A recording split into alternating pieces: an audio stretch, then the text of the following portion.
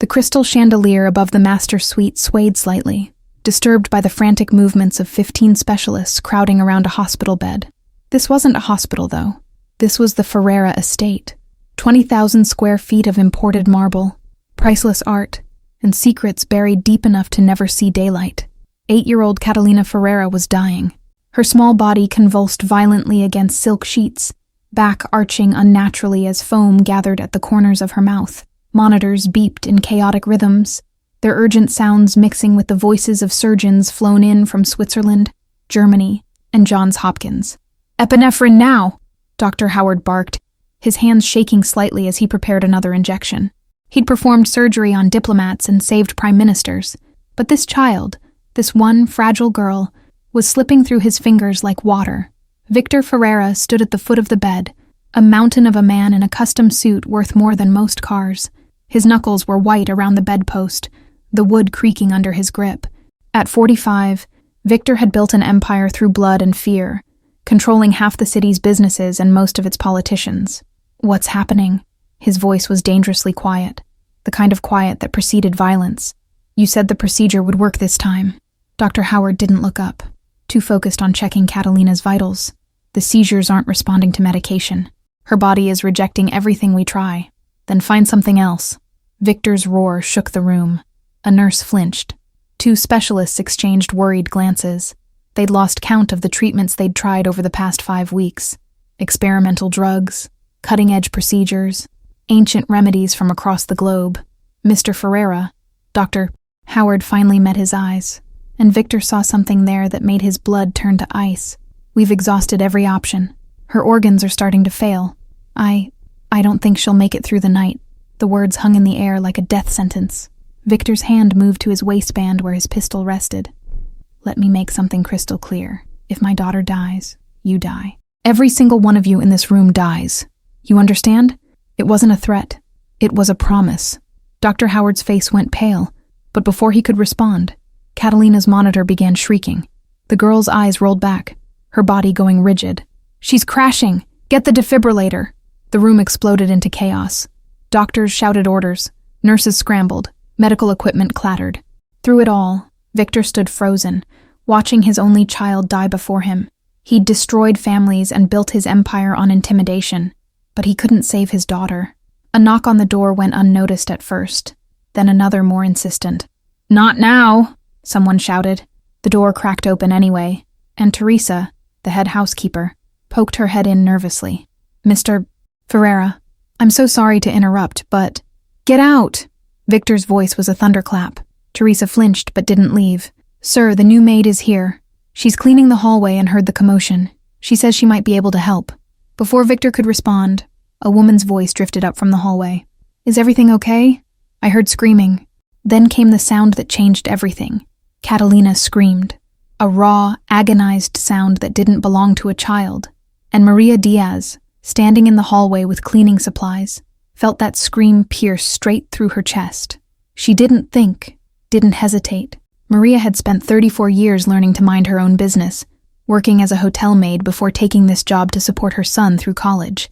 But that scream, that desperate, dying sound, it shattered something inside her. Her grandmother's voice echoed in her memory. "When someone is suffering, Maria, you help. That's what decent people do." Maria dropped her cleaning caddy. She pushed past Teresa, ignoring the shocked gasp. She burst through the bedroom door, and the scene before her froze her blood.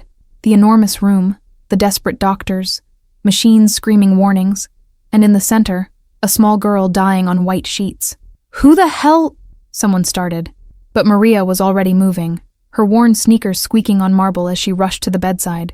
A doctor tried to block her, but she ducked under his arm with the agility of someone who dodged trouble her entire life. "Get her out of here!" Dr. Howard shouted. Maria didn't listen. She reached Catalina's side and placed her hands on the girl's chest, feeling the violent spasms racking her tiny body. Her skin was burning. Her lips were turning blue. Her eyes stared at nothing. She'd seen this before. Not in a hospital, not in any medical textbook, but 15 years ago in her grandmother's tiny kitchen in rural Honduras, when her cousin had nearly died from what the village called the shaking sickness. "Ma'am, you need to leave immediately." A security guard grabbed her shoulder. Maria spun around and locked eyes with Victor Ferreira. The crime boss stared at this stranger, this nobody in a maid's uniform who just charged into his daughter's room like she belonged there. "Touch me again, and your boss will make you regret it," Maria said quietly, her voice steady despite her racing heart. "That girl doesn't have time for your protocols." Victor raised his hand, stopping the guard. Something in this woman's eyes, a fierce, desperate determination, made him hesitate. "You have 60 seconds, Victor said. "Then I put a bullet in your head." Maria turned back to Catalina. 60 seconds to save a dying child. 60 seconds to change everything. She rolled up her sleeves and got to work. Maria's hands moved with a certainty that surprised even herself. She'd watched her grandmother perform this exact ritual when Maria was 10 years old. Her cousin Diego convulsing just like Catalina, his body shutting down with no ambulance for miles. "I need hot water, clean towels, and herbs. Do you have rosemary, thyme, and cinnamon?" Maria's voice cut through the chaos with unexpected authority. Nobody moved. "Now!" she barked, and Teresa disappeared, her footsteps echoing down the hallway. Dr. Howard stepped forward, his face red with indignation. "Mr. Ferreira, this is absurd. This woman has no medical training. She's going to kill your daughter." Victor's gun cleared its holster in one fluid motion, the barrel now pointed at the doctor's forehead. "My daughter is already dying. You said so yourself. So either she kills her or you did. At least she's trying something new." The doctor's mouth opened and closed like a fish. 30 seconds left, Victor said to Maria, his eyes never leaving the doctor. Maria pressed her fingers against Catalina's neck, finding the pulse points her grandmother had taught her. The girl's heart was racing erratically, like an engine about to explode. She applied pressure, gentle but firm, on specific spots along her throat and collarbone. "What are you doing?" a nurse whispered. "Her nervous system is in overdrive," Maria explained, her fingers moving to new pressure points along Catalina's arms. "Everything's firing at once. I'm trying to reset it like rebooting a computer." Teresa burst back into the room, arms loaded with supplies. Maria grabbed a towel and plunged it into the steaming water, then wrung it out. She scattered herbs across the hot cloth, crushing them between her fingers to release their essential oils. Rosemary for circulation, cinnamon for the heart, thyme for the respiratory system, Maria murmured, as the sharp medicinal scent filled the room. "This is medieval nonsense, Doctor," Howard protested, but his voice had weakened considerably. Maria folded the herb-infused cloth and pressed it against Catalina's chest directly over her heart. Then she began rubbing slow, rhythmic circles that matched the pattern of a healthy heartbeat, while her other hand continued working pressure points on the girl's neck. 1, 2, 3, she counted under her breath, her movements precise and deliberate. Catalina's body jerked violently. "She's making it worse!" someone shouted. Maria didn't stop. She'd seen this before, the body fighting back before surrendering to healing. She pressed harder, her circles becoming more insistent. 4, 5, 6. The monitors were still screaming. Catalina's face remained blue. Victor's finger tightened on the trigger. "Your time's up. 7, 8, 9. Maria's voice remained calm even as sweat beaded on her forehead. Then, between one heartbeat and the next, something shifted. Catalina's body went completely still. The room held its collective breath. For 3 eternal seconds, nothing happened. The monitors showed flat lines. Maria kept rubbing, kept pressing, and then Catalina gasped. Not the desperate gasp of someone drowning, but the deep breath of someone waking from a nightmare. The blue tint began fading from Catalina's lips, replaced by the faintest hint of pink. The monitor started beeping in normal rhythm. "Oh my God," a nurse whispered. Maria sagged with relief, her hand still on Catalina's chest, feeling her heartbeat stabilize beneath her palm. Dr. Howard stumbled forward, checking the monitors with wide, disbelieving eyes. "Her vitals they're stabilizing. Oxygen levels rising, heart rate normalizing. This shouldn't be possible." But it was. Catalina's eyes fluttered open, confused but alive. She looked up at Maria with the bewildered gaze of a child waking in a strange place. "It's okay, sweetheart," Maria whispered. "You're okay now. Just breathe."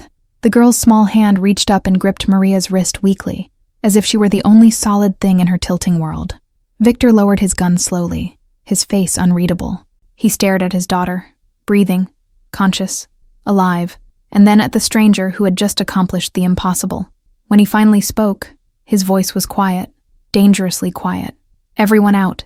The doctors scrambled for the door, nearly tripping over each other. Nurses grabbed equipment and fled. Teresa hesitated only a moment before backing out. Within seconds, the bedroom was empty except for 3 people: Victor, Maria, and the child she'd just saved. Maria started to rise, her legs shaky from adrenaline. "I should go finish my cleaning duties. The second-floor hallway needs—" "Sit down." Victor's voice stopped her cold. He moved around the bed like a predator circling prey, his footsteps silent on the thick carpet. He crouched beside Maria, bringing his face level with hers. Up close, she could see the exhaustion in his eyes, the fear he'd been hiding, the dangerous edge of a man who'd just watched his world nearly end. "Tell me who you are," Victor said, each word carefully measured. "Tell me how you just did what 500 specialists couldn't do. And tell me the truth, because I'll know if you're lying." Maria met his gaze steadily, even though her heart was hammering. "My name is Maria Diaz. I'm your new maid. That's all I am." "Nobody is just anything," Victor said. "Try again." "I learned that technique from my grandmother," Maria continued. "She was a curandera in our village in Honduras, where doctors were a day's journey away. She taught me before she died." Victor studied her face for a long moment, searching for deception. "You expect me to believe a cleaning woman just happened to save my daughter's life with village medicine?" "I don't expect you to believe anything," Maria replied quietly. "I just expect you to let me finish my shift. Your daughter needs rest, and I have 3 more floors to clean." Victor almost laughed. Almost. This woman had walked into his home, saved his dying heir, and now wanted to continue mopping floors like nothing had happened. "You're not going anywhere," he said, and Maria realized her real problems were just beginning. Maria's fingers were still trembling when Victor pulled a chair directly in front of her. He sat down slowly, deliberately, his eyes never leaving her face. "Let's start simple. Where are you from?" "Tegucigalpa originally. Moved here 6 years ago after my husband died." Maria forced herself to hold his gaze. "Family?" Victor asked. "A son, Carlos.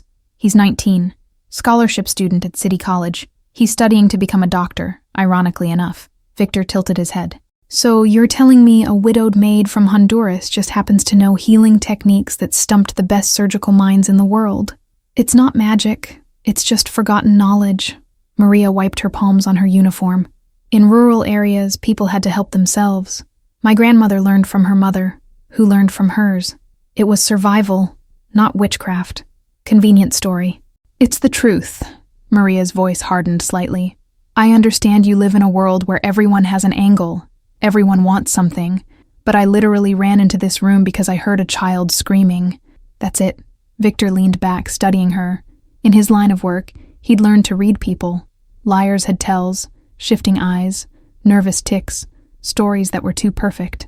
This woman was terrified, yes, but her fear felt genuine, raw. Behind him, Catalina stirred, making a small sound. Maria's attention immediately shifted to the girl, her whole body angling toward her protectively. That maternal instinct was harder to fake. "Can I check on her?" Maria asked. Victor nodded once.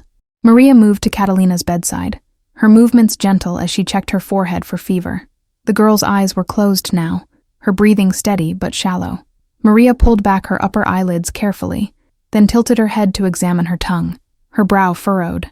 "What?" Victor was beside her in an instant. "Her tongue," Maria said quietly. "See that discoloration?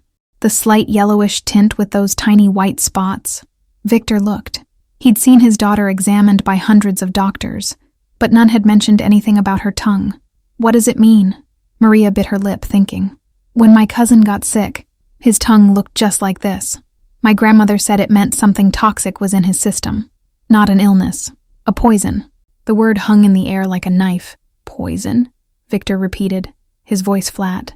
"I could be wrong," Maria added quickly. "But the symptoms, the way she seizes, the way her body rejects every treatment, it doesn't feel like a disease. It feels like her body is fighting something that keeps getting reintroduced." Victor's jaw clenched so hard Maria heard his teeth grind. "Keep talking. You said the doctors have been treating her for 5 weeks. Has there been any pattern to when the seizures happen?"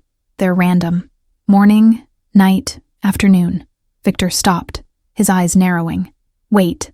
They always happen within an hour after meals, every single time." Maria's stomach dropped.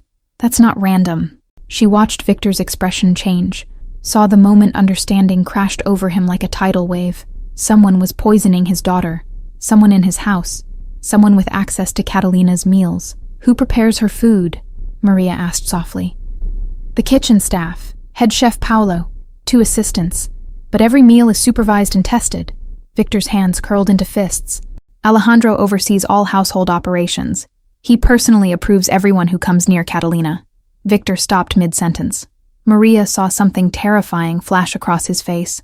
Not just anger, but a betrayal so profound it physically hurt. Alejandro, Victor whispered. He's my cousin, my right hand. We grew up together. He's Catalina's godfather. I'm sorry, Maria said, and she meant it. She knew what betrayal felt like. Her husband had died owing money to loan sharks, leaving her to pay his debts while raising their son. But that was finances. This was a child's life. Victor stood abruptly, pulling out his phone. His thumb hovered over the screen, then he stopped. If I'm right, and Alejandro discovers I know, Catalina becomes a liability. He'll finish the job before I can act. He turned to Maria. You're sure about this? No, Maria admitted. I'm a maid who learned folk medicine from her grandmother, but those surgeons couldn't figure it out in 5 weeks. Sometimes the simplest answer is the right one. Victor looked at his daughter, small, fragile, innocent, and something murderous settled in his eyes. If someone in my household is trying to kill my heir, they're declaring war on me, and I don't lose wars. He turned back to Maria, and she saw the full weight of who he really was. Not a desperate father, but a crime lord. You're staying here. You keep Catalina alive and you help me find proof. Do that, and I'll make sure you and your son are protected for life. And if I refuse? Victor's smile didn't reach his eyes. You're a smart woman, Maria. You know there's no refusing. You walked into my world the moment you walked through that door. The only question now is whether you survive it. Maria thought of Carlos waiting in their tiny apartment, studying for his biology exam. Carlos, who needed his mother to come home. I'll need to call my son. Tell him I'll be working late. Of course, Victor said, right after you help me catch a traitor. The guest room Victor assigned to Maria was bigger than her entire apartment. Silk curtains framed floor-to-ceiling windows. A king-sized bed dominated the center, looking untouched and impossibly expensive. Maria ignored all of it, standing by the window with her phone pressed to her ear. Mama, when are you coming home? Carlos's voice was concerned. I got held up at work, mijo. Mr. Alvarez next door will check on you tonight. There's leftover rice and beans in the fridge. But you promised to help me with my anatomy flashcards tonight. Maria's throat tightened. I know I did. And we will. I promise. Just not tonight. Tomorrow. I'll make it up to you. Okay, Carlos said, but Maria could hear the disappointment. After hanging up, she stood staring at her phone. What was she doing? She should walk out that door and never look back. 3 days of careful observation later, Maria found herself helping prepare for a celebration dinner. We're having a special meal tonight, Victor had announced at breakfast. Catalina sitting beside him nibbling toast. For my daughter's recovery, family and inner circle only. Alejandro had looked up sharply from his tablet. Is that wise? Catalina is still weak. She's strong enough, Victor said, ruffling his daughter's hair. And it's time to show everyone that the Ferreira family doesn't break. We survive. He looked at Maria. You'll join us. Maria's mind raced. A family dinner. Everyone gathered. Alejandro would be there along with Victor's most trusted men.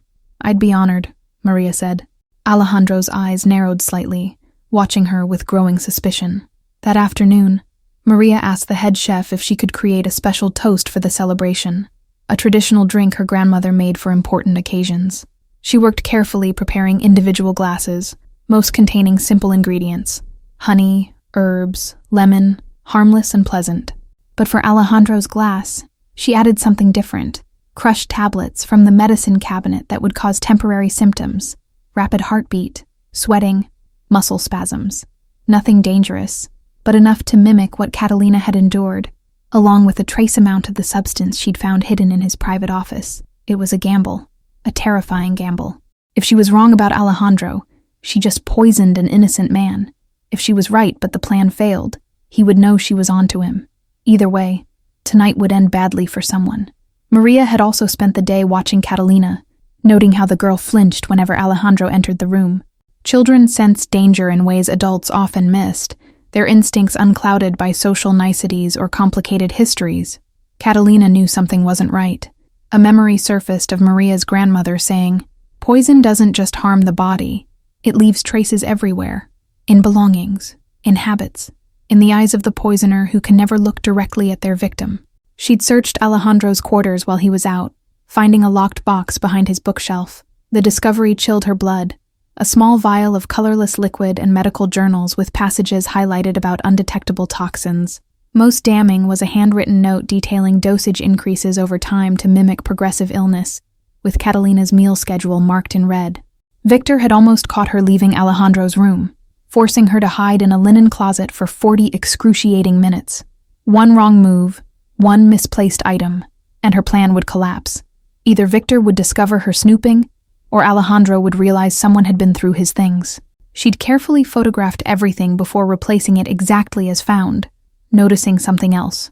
Correspondence with a doctor in Switzerland, not among those treating Catalina.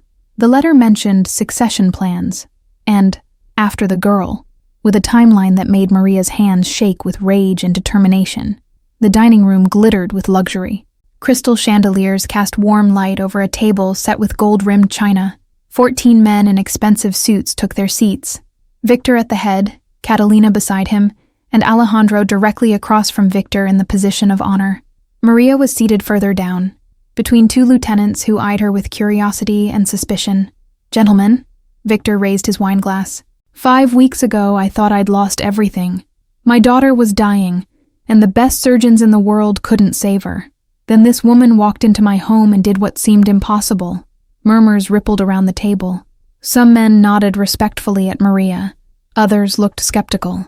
"To Catalina's health," Victor continued, "and to second chances." Everyone raised their glasses and drank. Maria caught the chef's eye and gave a small nod.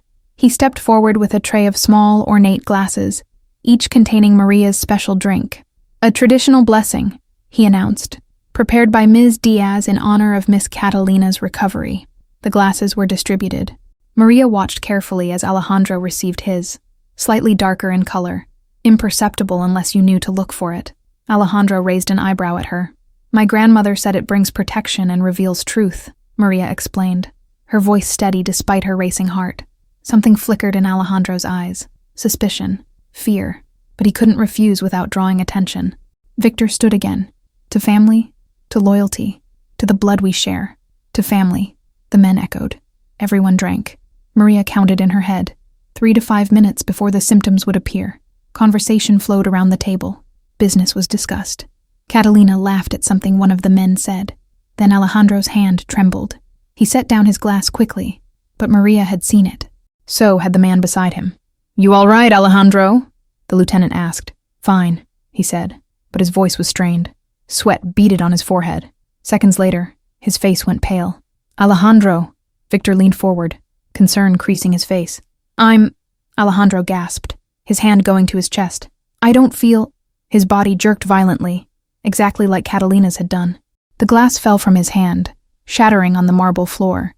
He collapsed, convulsions racking his body. The dining room erupted in chaos. Men jumped to their feet. Someone shouted for help. Victor was around the table in seconds, kneeling beside his cousin. "Alejandro, what's happening?" His voice was raw with panic.